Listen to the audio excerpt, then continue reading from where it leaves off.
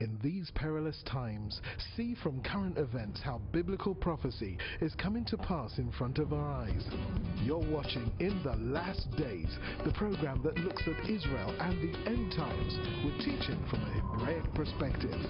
With Martin and Natalie Blackham, thank you to our friends and partners who make this program possible. Now, here's Martin and Natalie. Hi, welcome to the In the Last Days television program with myself, Martin Blackham. Great to have you with us. Natalie is behind the scenes today and she's saying hello to you. And we welcome you all across the UK and to Europe, wherever you're watching today. We know people are watching also by the way of the internet, so we welcome you as well. Great to have you with us. Now, this is a very special program. It's an election special, and our special guest is Rabbi Lipman. Great to have you on the program again. Great to be here in a busy election season.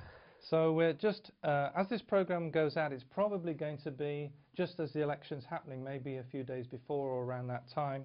So we're going to give you a brief rundown of what's happening, and we're going to talk about the party that you represent and some of the background of that, and give the viewers an insight into the Israeli general election, which is very exciting.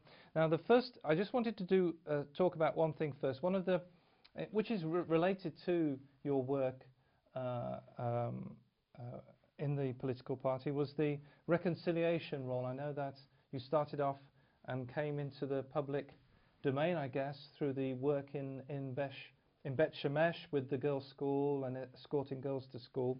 And one particular thing which I think is very important for the viewers to know about, which they may not know about, is you went to Latrun after they were vandalized at the monastery, and you took a group there. Is that right? That's correct. I'm a person who, I think that in Israel, let me start with that, we've come to a point where, thank God, it's 64 years, we're into this miraculous project called the State of Israel, and for the first 2 decades of the state, many groups were looking out for themselves, understandably so, wanted to make sure that they had a voice within this new country and within this new state that was developing.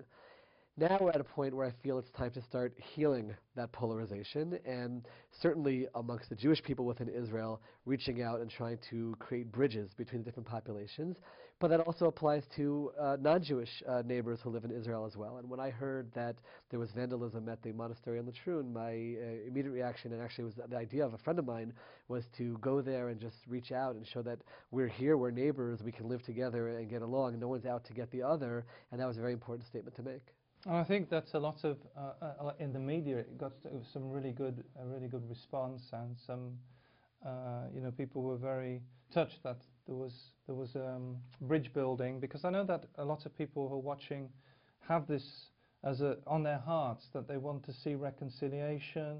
In fact, we've done quite a few programs, the viewers will be aware of this you at home, that we've done quite a few programs about reconciliation between Christians and Jewish people, particularly after the Holocaust and the centuries of animosity, that there is this bridge building and reaching out and working together, which is very exciting to see this happening. So that was I think it's a critical part of, as civilization develops, and as certainly the State of Israel develops, that's a very important step where we begin to identify those who are our friends and those who are our enemies. And I think that over 2,000 years in exile, understandably, the Jewish people developed a perspective which is it's us against everyone else. And I understand where that comes from. I understand why it's so deeply rooted.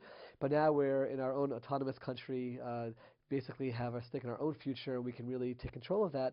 And part of that new era that we've entered is also recognizing there are many people outside the Jewish faith who are our friends, who do want to help us, and it's very important that we establish those partnerships and those relationships and really foster them the right way. And there are a lot of people, our friends who are watching, who will be studying Torah, will be studying Parsha, and so they'll be very excited, that of the work of reconciliation. Now, let's go straight into the election. This is really an election special program, and congratulations on your role now for Yesh Atid, and you've been elected as one of the candidates for this election. So you're actually an election candidate and an official person from the party now. So the first thing we need to explain to the viewers, I guess, is a bit about the party, if you can tell them. Sure. We're living in very exciting times. There's no question about it. And I think that whereas the last number of decades, every election cycle has revolved around external issues, how to deal with the Palestinians. Earlier than that, how to deal with other external enemies. Israel is going through a lot of reflection, and this election seems to be very focused on internal issues. The Yesh Atid party, it's very exciting to be part of because it's the first party which I feel really has clear plans to address some of the burning issues within Israeli society. That's really been my focus in terms of my hometown of Beit Shemesh. And Yesh Atid, who's the head of the party, has put together a fantastic list, which really is a cross-section of Israeli society. He's on the more secular side in terms of his own personal life. He took as his number 2, which is a huge statement in terms of what the party's nature will be, a religious Zionist rabbi. And that really set the tone for the rest of the list. And you were talking about reconciliation before.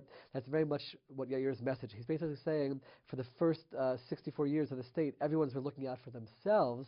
And the process, we haven't been moving forward for what's best for the majority of Israeli society as a whole.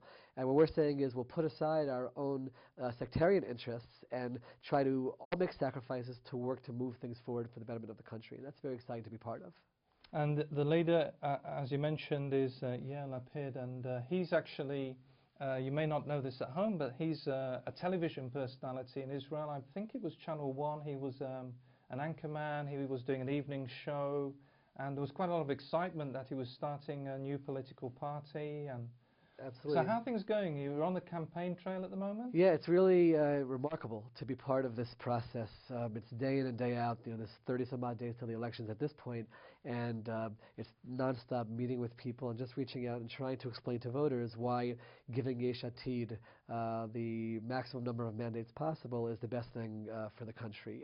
Yair is a very charismatic personality. As you mentioned, he's well known in Israel as a journalist and TV personality. And over the last 11 months, he's built an incredible organization with over 15,000 volunteers, over 102 branches throughout the country, and a list of candidates who have really come to make a difference. It's coming from the world of journalism into politics. We aren't people, he wasn't a person who his whole life was aspiring to be a politician. We certainly, all the people on the list, are people who are activists in various areas who made the decision we now have to make change, come to make change, a new politics, fresh new faces into the system, and really make changes in these very, very important issues within Israeli society. And I think people are hearing the message. Now, if you can talk us through the party structure, the party, or the parties, should I say. We've got Likud, who probably most of you are well familiar with, Likud, with Benjamin Netanyahu being the leader. Kadima seems to have disappeared. I think that's which people may not be so familiar with. Then you've got Shaz is a very big party, and then you've got the Labour Party. Now, the party that you're working for, Yesh Atid, is more a central party, isn't it? Correct. We've very much identified ourselves as a center party. Israel traditionally had a right wing and left wing. What has happened from our perspective is that right wing, which many would have said is more center in terms of its ideology, has become far more extreme. And we feel that that's a danger to Israel's future in terms of preserving Israel as a Jewish democratic state. We feel that the left wing certainly has become far more left and is a perspective on many issues which we don't agree with. We're very much in the center, very pragmatic. We want to represent middle-class Israel, the average family where the husband and wife are working hard day in and day out but having a hard time finishing the month. So dealing with those internal issues, but at the same time being very pragmatic in terms of the external issues and the Palestinians, and working as much as we can towards some kind of an agreement. As Yair calls it, we're not talking about exploring a happy marriage, but a necessary divorce. We need to deal with the situation, at the same time provide for Israel's security and also certain spiritual needs in terms of Jerusalem and the like. And it's a very center approach. We're the only party which I can say is a real center party, which on the one hand has the centrist perspective regarding the Palestinians, but also in terms of taking care of middle-class Israel.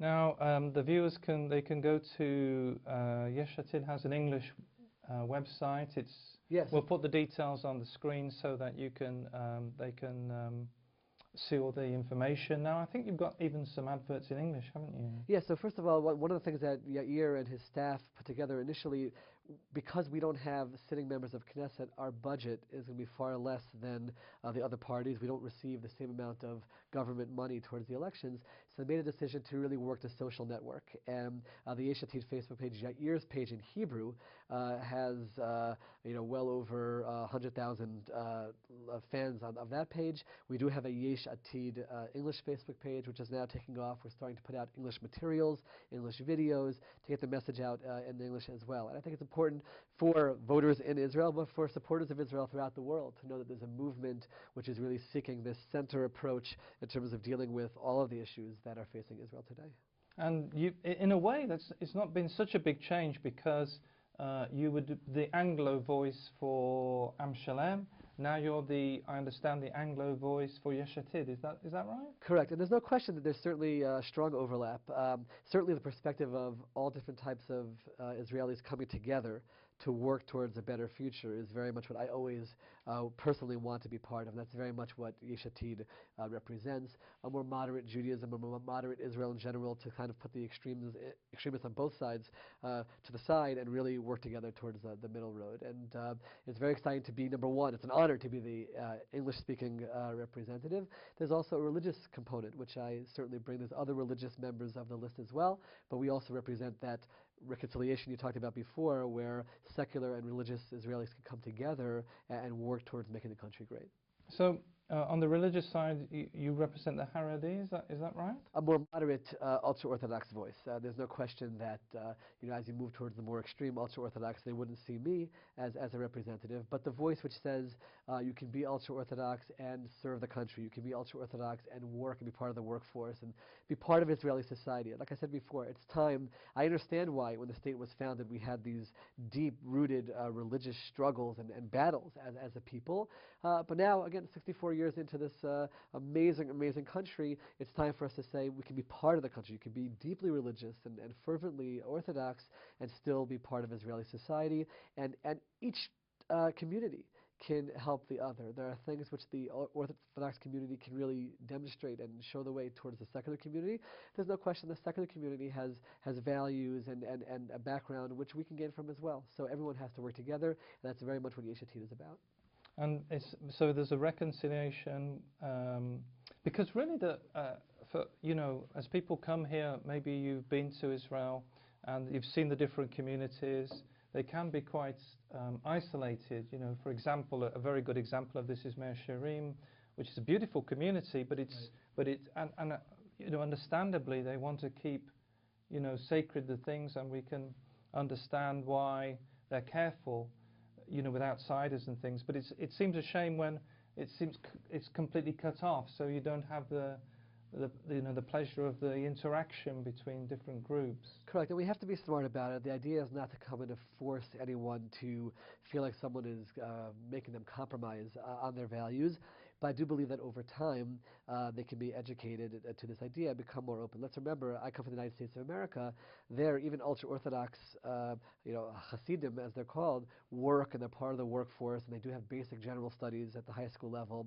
And that's something which we very much want to change in Israel. And again, not compromising your religious values, but becoming part of society. And I think it's very important for Israel for those steps to be taken. And Yesh Atid is the only party that has a real plan to help make that happen. And that's why it's such an important voice for the Israeli public, and why it's so critical that we do get into the Knesset with the maximum number of seats possible.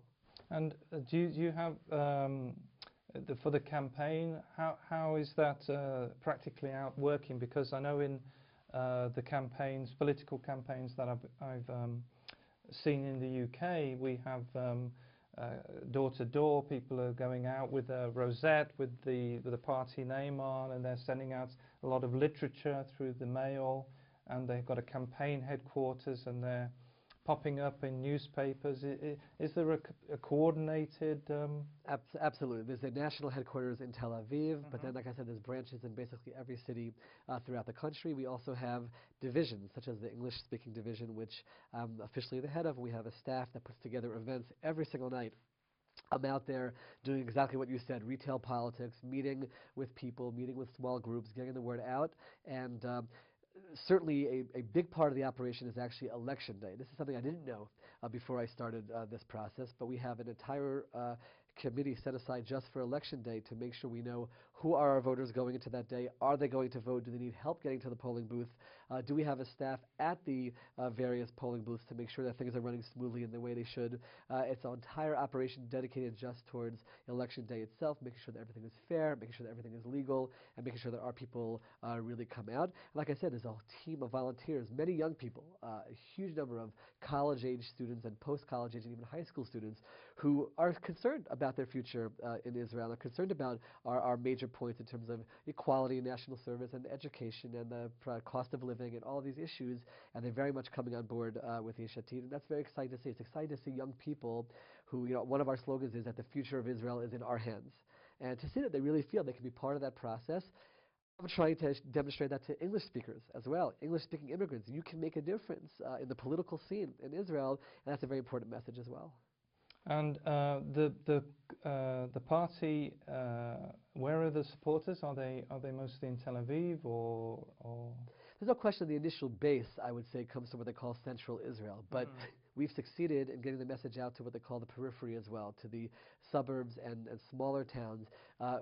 Many of who feel that their politicians haven't served them over the last decades, and that we bring a message in terms of the economics, but also just in terms of, like I said, bridging together the different communities in Israel. We have representatives from those cities. The mayor of Dimona, for example, is number 4 on the list, and that's certainly a very strong message. In the south. In the south, that's a very strong message in terms of the importance. Yair this morning was in Sderot, part of a presentation there, and we've definitely made an effort to reach out to them and to show them we're not just here during election season for them, but our actual plans will serve them once we get into the Knesset. And we've been talking in the programs about what was happening with Gaza and Sderot and the war, and so it's very important that the people know that they're cared for, and this is absolutely. And one other thing that came out of that military operation was Yair was actually on the BBC. It's an interview everyone should certainly look for on YouTube, wherever else it is. But he speaks perfect English, fluent English, British English.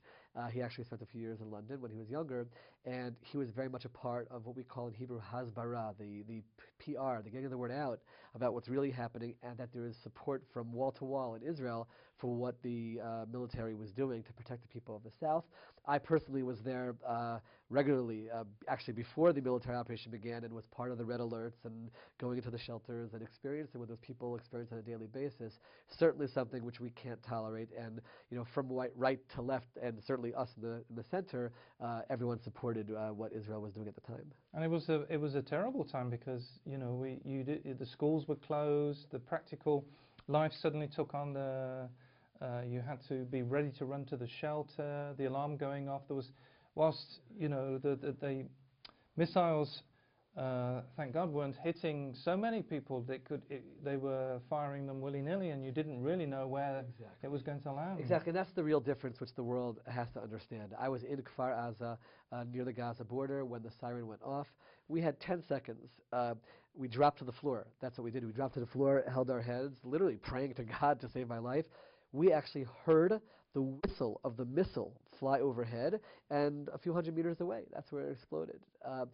To understand that that's what they're shooting towards us, just haphazardly towards civilians, whereas you can actually see the videos where the Israeli military is pinpoint targeting the terrorists themselves and those who are firing the rockets. And I think this operation made it clear the distinction between a democratic, civilized group versus terrorists who are out to murder civilians. And we certainly are sad that any civilians had to get hurt on the side of Gaza in the operation. But again, like I said, experiencing that as a civilian, just living your daily life, and little children having to have 15 seconds to run to these shelters, you really see what we're up against, and you really see why that operation and any future operations are justified.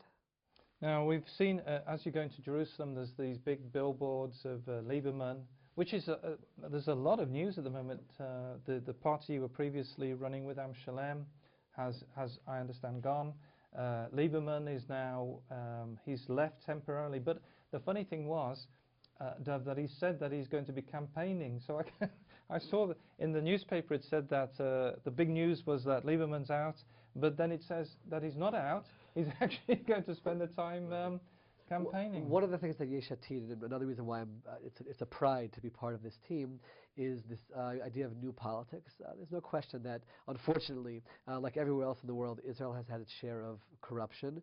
And Yair, in building the party, went out of his way to find a party of, first of all, non-career politicians, people who are new to this, but also people who are clean in terms of their record. And we're not in this to benefit for ourselves, but to help the country. And I think that it's time that Israelis, and certainly English-speaking immigrants in Israel, come on board with a party which brings across that message. I'm not one of these people who says all politicians everywhere in the world are corrupt. I don't believe that. There are very good people in all ideologies and all parties in every country in the world, and I really believe that there are people who want to do what's right. Yesh Atid brings something fresh where it's everyone in the party through and through, without the corruption. And in terms of the Lieberman, people who are voting Likud Beitenu, because Likud has joined together with Lieberman's party, they have to come to terms with, do they want to vote for a party where certainly the minister, the leading minister in part of that group, is under indictment for corruption. That's something which people have to come to peace with themselves. I personally am uncomfortable with that, and I'm very, very happy to be part of a clean party without that corruption involved. Now, if you can take us through the election day, which is going to be very exciting. That's going to be on the January 22nd. January the 22nd, and so there'll be what will you be doing on that day? There's no question that the national headquarters will be sending us out to the various election polling booths and to making the rounds during that day. And then I assume that in the evening time when the polls close, we'll gather together in Tel Aviv. And generally 10 o'clock at night is when the first exit polls are officially announced. And we'll either celebrate and be very excited about the next few years, or not be saddened, but recognize that we have a lot of work to do and move forward. Yesh Atid is a party which is here for the long haul. We really believe in our mission, and whatever number of mandates we get, we'll build from there and work to make the country better. Either way, we're in this for the long haul, and we're ready to go. So it'll be a very exciting day for sure. Reach out to our supporters, reach out to those who are the undecided. In elections throughout the world, there's huge percentages that decide literally when they get to the polling booth who they're going to vote for. So we have a lot of work to do even on election day itself. Get the message out that there's something new, something fresh, something exciting which they can latch onto, and we're ready to make a difference. Now, when the Israeli voters go to the polling booths, are you allowed to put some publicity or near the place or not? Outside the polling booth is a certain distance, but yes, you'll see actually it's plastered with signs and plastered with representatives and tables with materials. Inside the actual building, it's not allowed, and they're supposed to be able to go to their place to vote with no information whatsoever. All they're faced with a set of cards, little notes, which each party puts into the polling booth, and they put it into an envelope, and they put it into the box. It's sealed. It's counted by hand by the people in that room afterwards, and then it's reported, and everyone has to sign off that it was done legally and there's no corruption involved, and then it moves on to the national headquarters, and then the official results will come in. Wow. Now, when they're actually counting, so they have the voting slip, like you would have in the UK. They put that into an envelope. Is that right? Yeah, they put it into an envelope, seal the envelope, put it into this box. Right. And in the evening time, we open the box. I actually was part of that process in the last elections. You open the box, and they go one by one, and every single person involved, representatives from the different parties, signs off that the count was correct. We see that each slip was actually a slip. It wasn't a slip that was fake. It wasn't a slip that has a mark on it.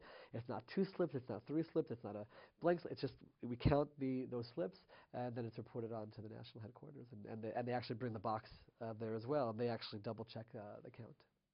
And so the program at the moment, you're out campaigning and meeting English groups and correct. It's just about spreading the message. We found in Yesh Atid that once people hear our message, hear what we're about, we're a new party. People know what Labour Party is for. They know what Likud is for. We're a new party bringing a new message. Once they hear the message and they give it the chance to listen, they really come on board, because it is exciting, but it's not just fluff. It's based on real plans that are realistic, that can be carried out within the current budget, and that's what we're doing right now. It's just going around and spreading the message via the media, via the social media, and via actual face-to-face meetings with people.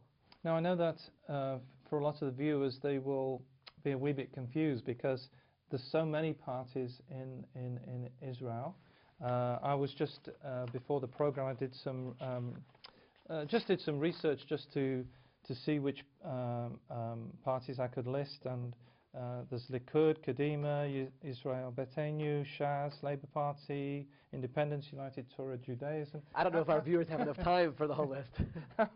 how you've got somehow to get the name. It's almost like a brand mark, isn't it? You've somehow got to get the name established in people's minds that they know what that is, isn't it? Absolutely. And one of the things that we stand for, and we're the only party that will actually do this, is electoral reform, to actually make a change in terms of the current system. Right now, in order to enter the Knesset, a party needs to achieve 2% of the national vote. And one of our programs, our plans, is to change that to 6%, to increase the number of votes needed to enter the Knesset, and that will, without a doubt, reduce the number of smaller parties. It'll also take away this culture in Israel where smaller, more sectarian parties are pulling the country towards their individual needs instead of what's best for the national interests. And that's something which I certainly, even though I come from a sector and would love to see my sector flourish, it's time for us to work together, and changing that law to 6% will make a huge difference in future elections. So it's been great to have Rabbi Lipman from Yesh Atid, the Center political party, new party. Just as we're coming up to this election as this program goes out, and maybe you've got one final thing you'd like to say as we close. Absolutely. I think that a lot of people around the world see Israel in many different ways. Some people, see us as conquerors of other lands. Other people see us as religious extremists, and I think that's a mistake. I think that certainly those groups will make headlines, but I think that there's a middle-class Israel filled with people who are moderates, religiously hardworking, upstanding, decent people. And what's exciting is that that's the group which is now going to take control of Israel via Yesh Atid, and it's going to provide a whole different future for Israel, a country which on the one hand looks out for its own interests, on the other hand willing to work with other countries in the world and work towards peace. And I think that it's important for everybody to understand that Yesh Atid is not just on the radar screen, but entering the Knesset and about to make a huge difference to the future of Israel. Thank you so much for being on the program. We wish you all the best with the election. Thank you so much. And it's been great to be with you wherever you're watching. Don't forget to look at the website www.inthelastdays.com. And remember, we're living in the last days. You've been watching In the Last Days, a TV program with Martin and Natalie Blackham, the program that looks at Israel and the end times with teaching from a Hebraic perspective. If you would like to financially support the program or find out about conferences, meetings, or ministry products, then please contact us with the details on your screen. Visit our easy-to-use website at www.inthelastdays.com and register for our free e-newsletter. Get the latest news from Israel, product information, online video teaching, or watch today's TV program at a time that's convenient to you. Thank you again, friends and partners, for making this program possible. See you same time, same station for the next program from In the Last Days.